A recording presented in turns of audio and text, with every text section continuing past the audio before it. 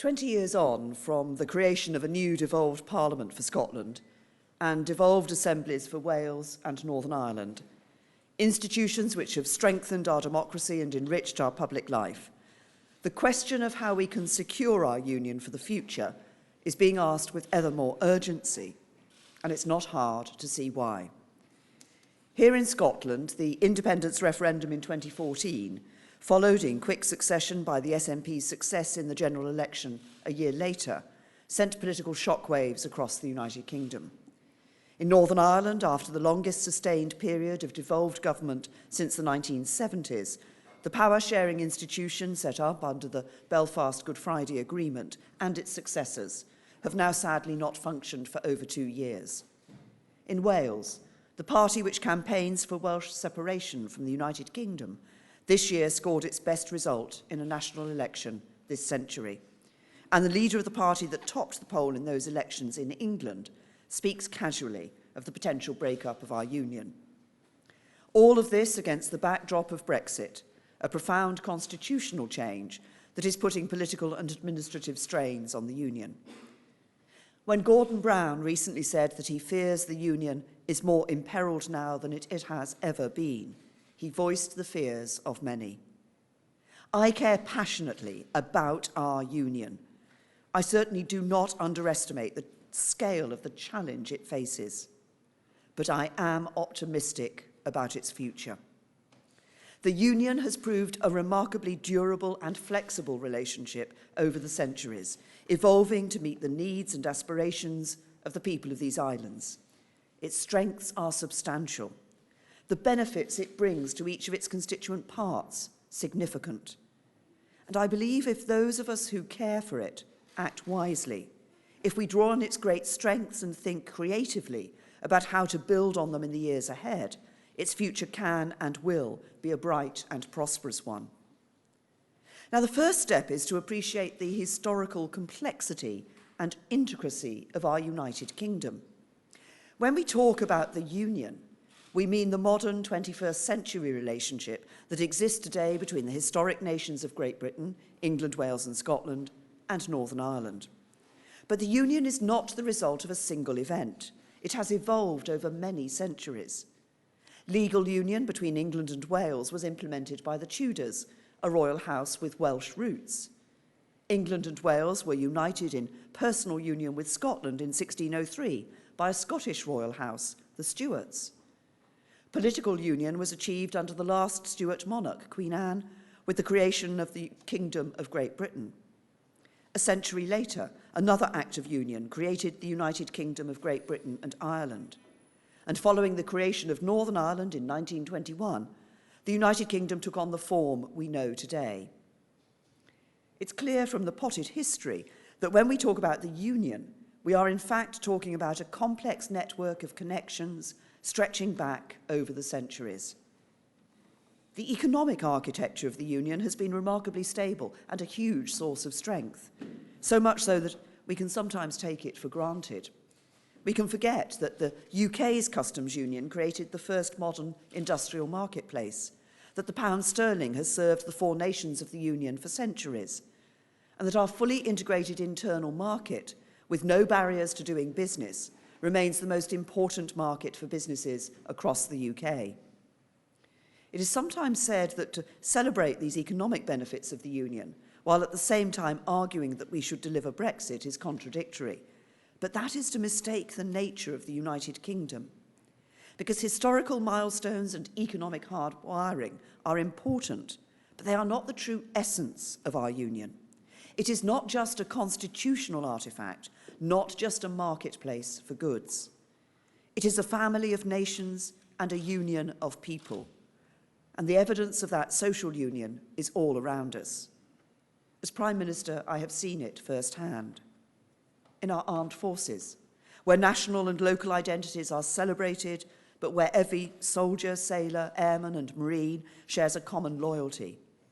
In our diplomats drawn from every corner of the UK, representing our shared liberal values of democracy and the rule of law internationally.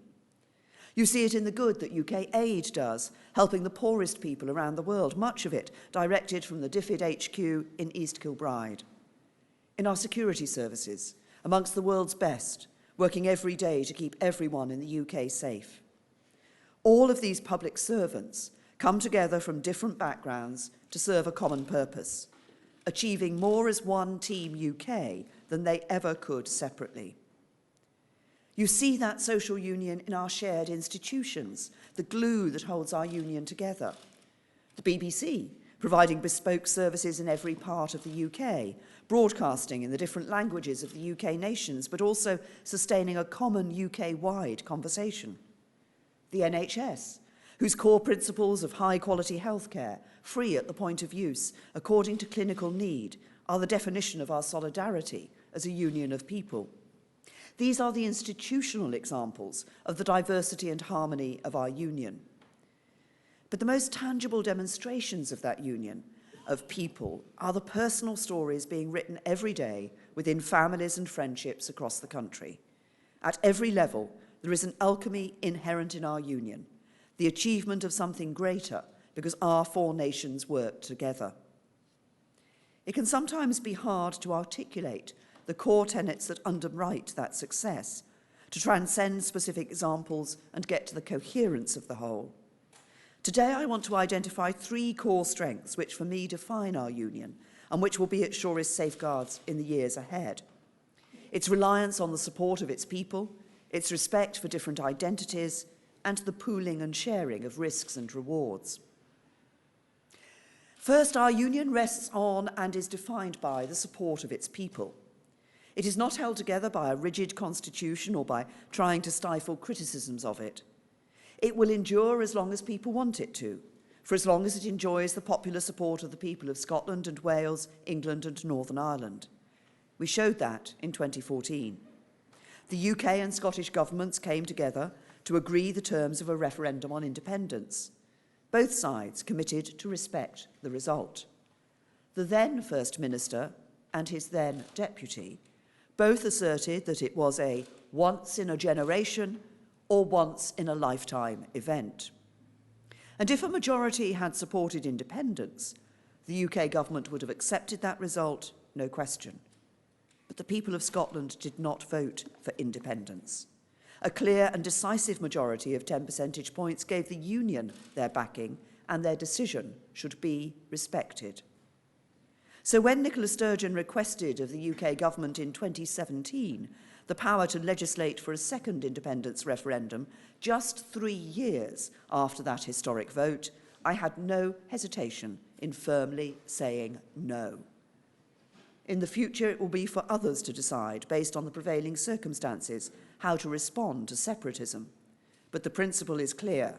The union can and will only prosper if it enjoys the support of its people. The second core strength is the respect we give within our union for different identities.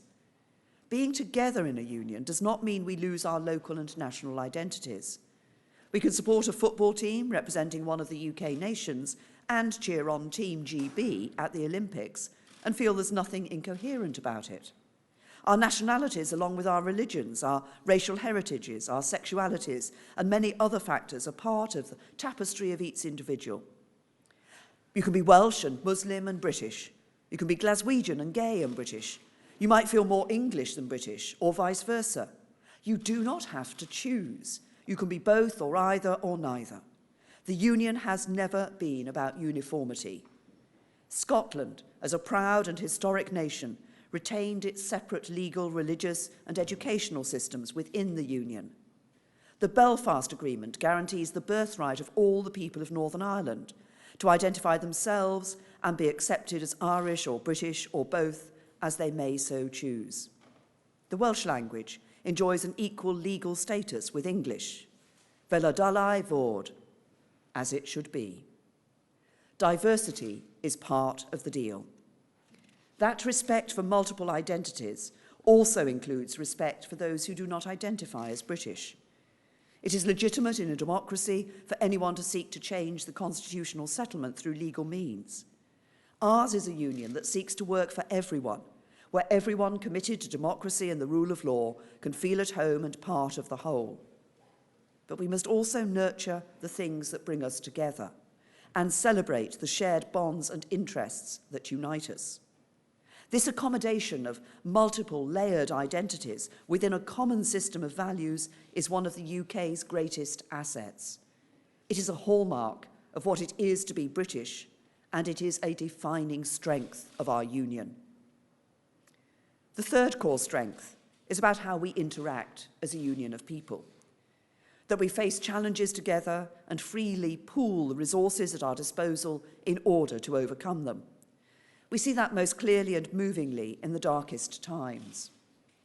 This year, I had the honour to represent the United Kingdom at the D-Day commemorations. What better example of success achieved by pooling our national resources to overcome a shared risk could you find? It was a success born of shared sacrifice, which ensured our very survival and the survival of freedom and democracy for the whole world. And it was only possible because we were a United Kingdom of 4 nations, but one people. But it is not just in times of war that we see that principle in action. The broad shoulders of the world's 5th largest economy allowed the whole of the UK to weather the storm of the global financial crisis a decade ago. Banks headquartered in Edinburgh and London were rescued by the Treasury, action that was only possible because of the size and strength of the whole UK economy.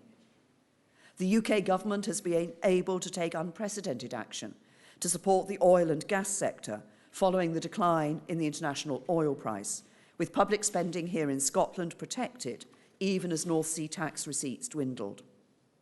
The UK and Welsh governments worked in partnership to support the steel sector, ensuring the sustainability of steel production in South Wales and keeping the iconic blast furnaces at Port Talbot open.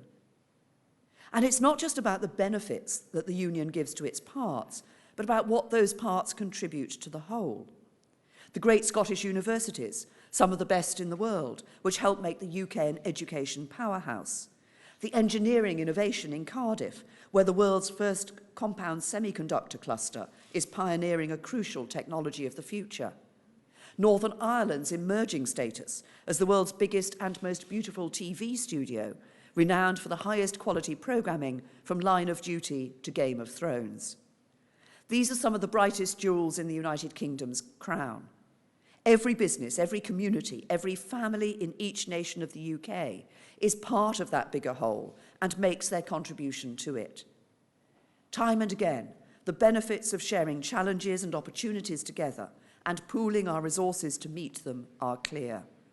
It is baked into how our union is governed. The Barnett formula delivers spending per head significantly higher in Northern Ireland, Scotland and Wales than the UK average, to reflect particular needs.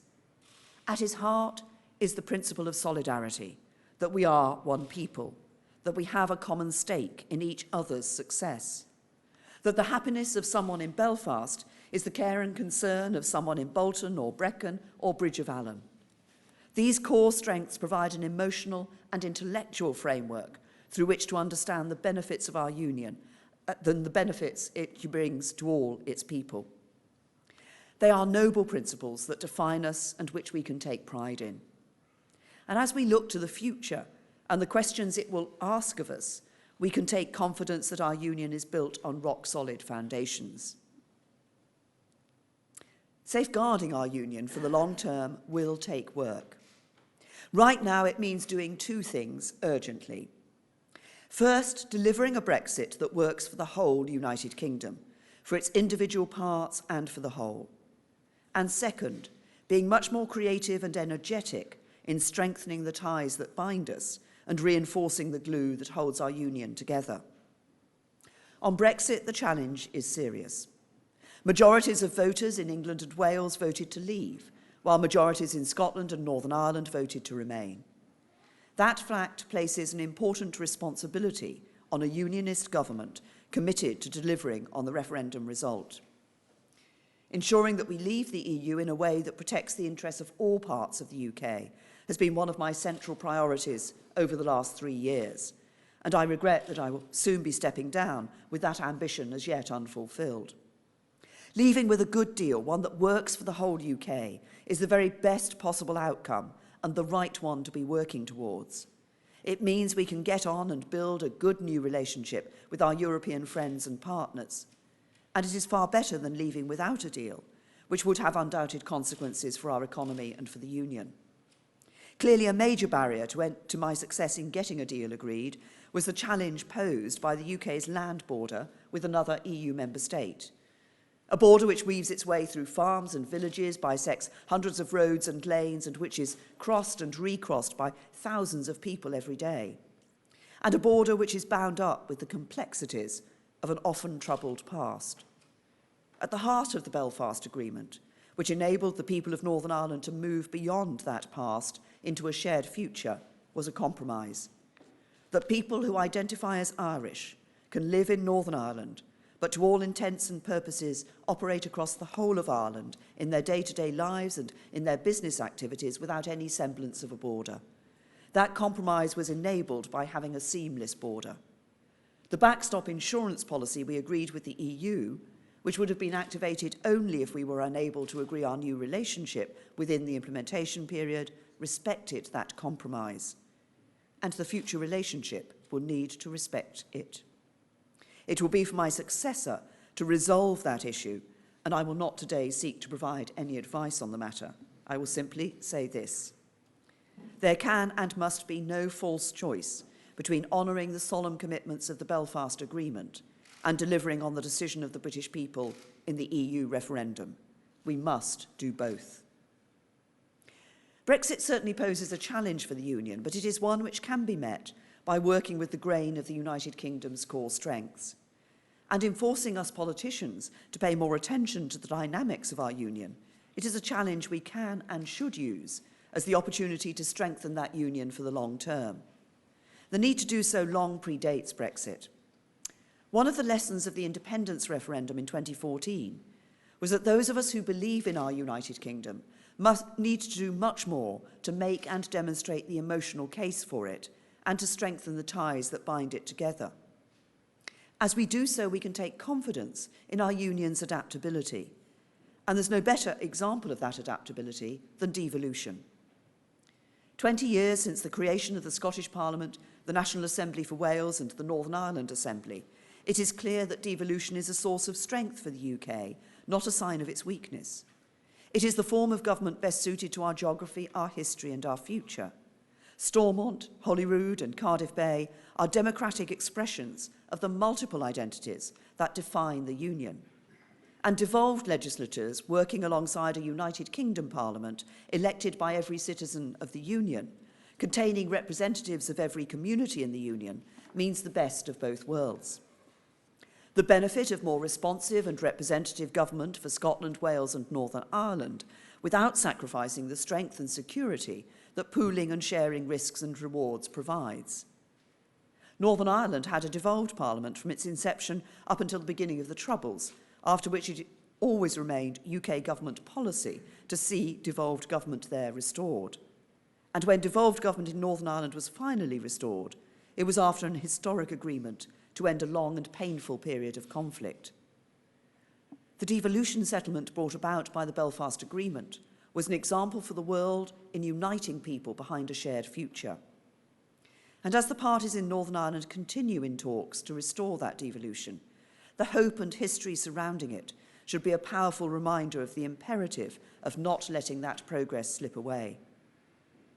In Great Britain, successive governments of both parties pursued policies of administrative devolution, the creation of separate Whitehall departments for Scotland and Wales, led by cabinet ministers, but resisted calls for legislative devolution. There were objections to it from across the political spectrum.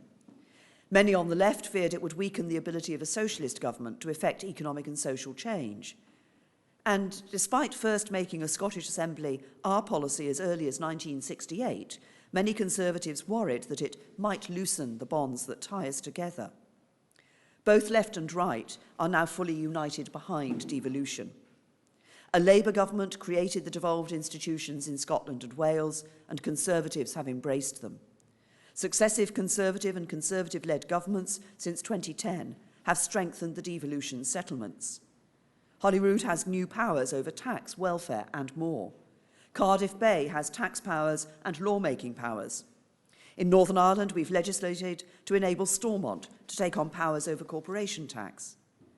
Today, the only threat to devolution comes from those parties who want to end it by breaking up the United Kingdom.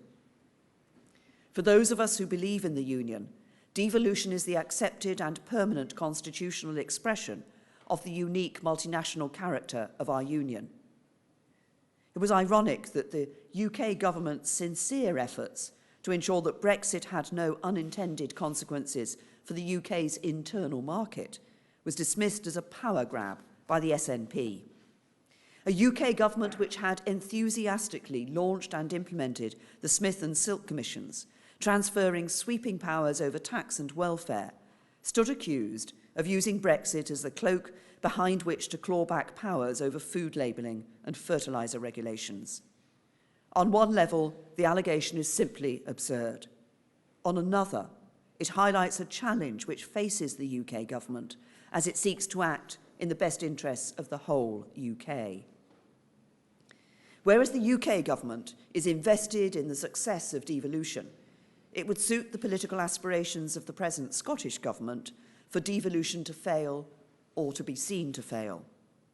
The criticisms of the present First Minister about how our two governments interact need to be viewed in that context. It is telling that during the discussions over legislative consent for the EU withdrawal bill, after intense discussions and give and take on both sides, the Welsh government was willing to make a compromise, whereas the Scottish government was not. Over the last 3 years, I've learned that while other parties can be relied on to work with the UK government in good faith to make devolution a success, an SNP Scottish government will only ever seek to further the agenda of separation. That, I'm afraid, is simply a fact of political life in the UK at the moment. That fact puts an additional responsibility on the UK government. If we do not do all we can to realise the full benefits of the Union, no one else will. If we do not use every policy lever within our reach to strengthen that union, no one else will. And if we do not make realising the full benefits of being a united kingdom of 4 proud nations and 1 united people our priority now, then in the future it may be too late. The answer does not lie in further constitutional change or in reimagining what the Union is or should be. Well-intentioned suggestions that we should, for example, seek to agree a new Act of Union for the 21st century ignore the political reality. With goodwill on all sides, such a thing might be possible, but we do not have goodwill on all sides.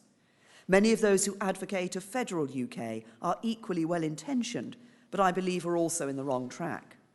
England makes up over 80% of the UK population. There is no example of a federal state anywhere in the world where one of the units of the federation is so large. The UK simply does not lend itself to federation as a sustainable constitutional model. The only way it could realistically be achieved would be by breaking England up into artificial regional units, something I would never support and for which I detect no appetite. Of course, that is not to say that there is no appetite for devolution in England. The UK government has passed considerable power down to the great cities and metro areas of England, from Greater Manchester and the West Midlands to the Tees Valley and Bristol. There is now a new cast of powerful, directly elected local voices speaking up for their areas, voices which great cities like Glasgow and Cardiff lack. So the answer to strengthening the Union does not lie in schemes of sweeping constitutional change, but in making better and more creative use of the powers and potential of the constitutional settlement we have. The city and growth deals which the UK government has pioneered across the United Kingdom, from Aberdeen to Swansea, Derry, Londonderry to the borderlands, are examples of that creative thinking. Working with the devolved administrations and local authorities as partners, they provide a vehicle for UK-wide engagement, each layer of government working together to drive better outcome for citizens. The leadership election in my own party has encouraged a raft of suggestions for how the UK government can play a more constructive role in realising the full benefits of the Union for all its people.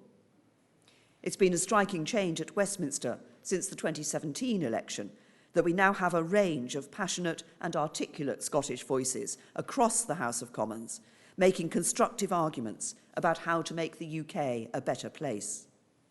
But we will need to keep up this debate and for it to be informed by creative thinking and new ideas. Tweaking the Constitution is not the answer.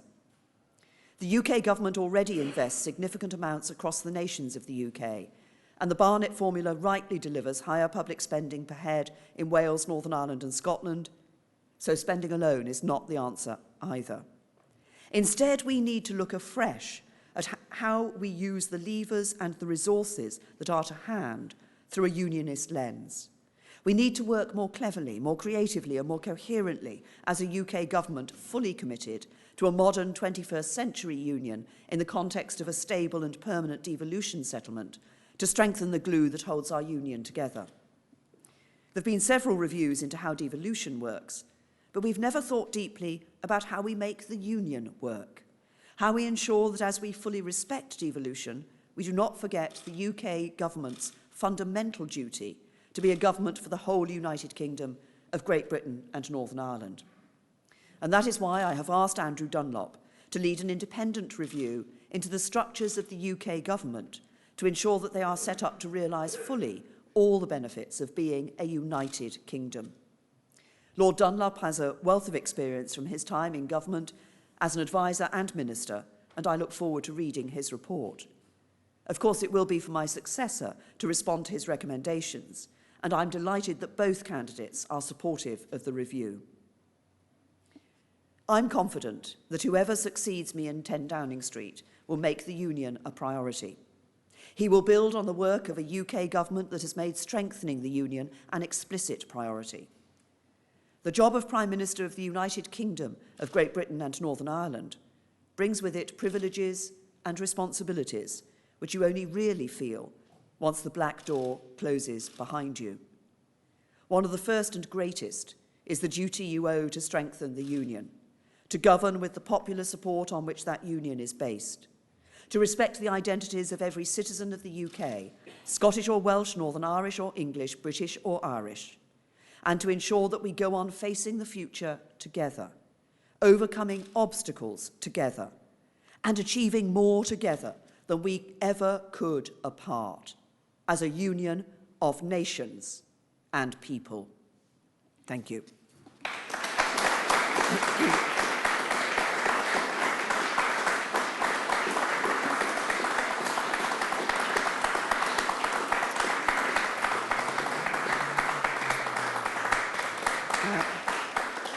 I'll take a few questions from the media. I mentioned the BBC's regional, so BBC Scotland, I think we have Glenn here, yes.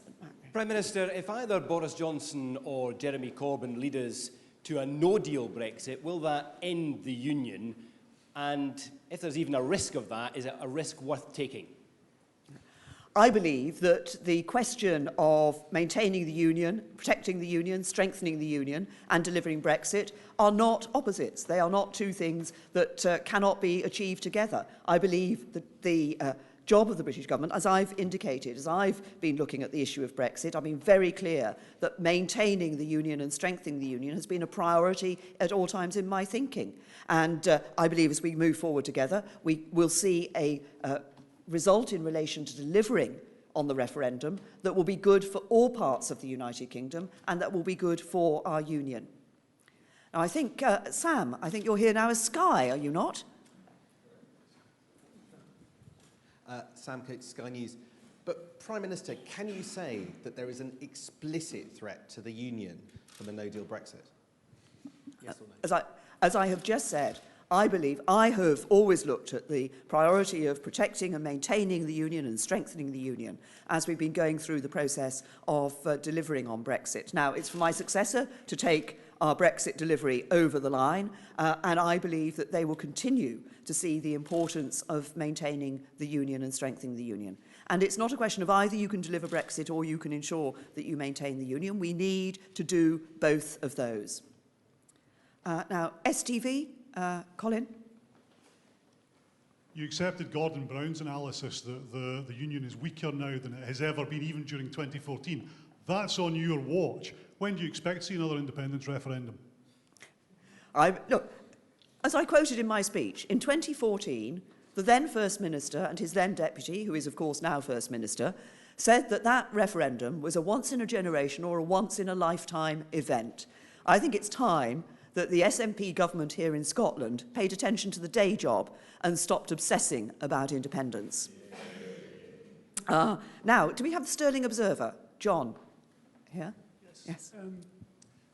Our MP, Stephen Kerr, has a majority, I think, from memory, of 148.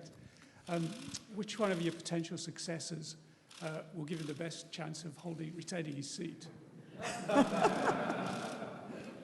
Nice try to get me to comment on the potential successors, but I'm not commenting on either of the. I'll tell you what ensures that Stephen Kerr here is going to maintain his seat, and that is the way he has been championing the needs of his constituents here in Stirling, and the way he has been standing up for Scotland in the Westminster Parliament. And he's a first-class member of Parliament, and it is that work for his constituents that I'm sure will see him elected with a bigger majority next time round.